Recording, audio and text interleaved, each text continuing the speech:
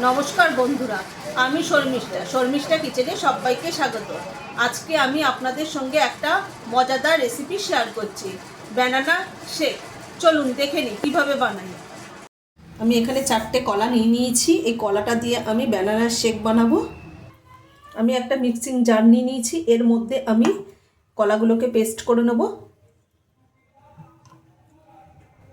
আমি অল্প অল্প করে নেব, কেন সবগুলো তো একসাথে ধরবে না। আমার কলাটা মিক্সিতে পেস্ট করা হয়ে গেছে, দেখুন কত সুন্দর হয়েছে। এর মধ্যে আমি দুধ দিয়ে দেব,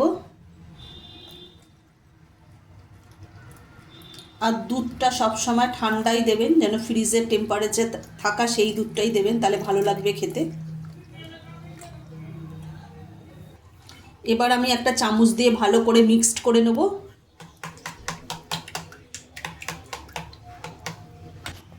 আমি এখানে হাফ চামচ বিট নুন দিয়ে দিলাম। এখানে আমি 1 চামচ চিনি দিয়ে দিলাম, যদি দরকার হয় পরে আমি আবার 1 চামচ চিনি দিয়ে দেবো। এবার আমি ভালো করে এটাকে ফেটিয়ে নেব, ভালো করে, যেন কোনো দলা না থাকে। ভালো করে চামচের সাহায্যে আমি দেখে নিয়েছি এটা মিষ্টি একটু কম হয়েছে। এখানে আমি আরও 2 চামচ চিনি অ্যাড করছি। এবার আমি ভালো করে মিক্সড করে নেব। মিষ্টিটা আপনারা আপনাদের পছন্দ মতো দেবেন, যে যেরকম মিষ্টি খেতে পছন্দ করেন সেইভাবেই দেবেন।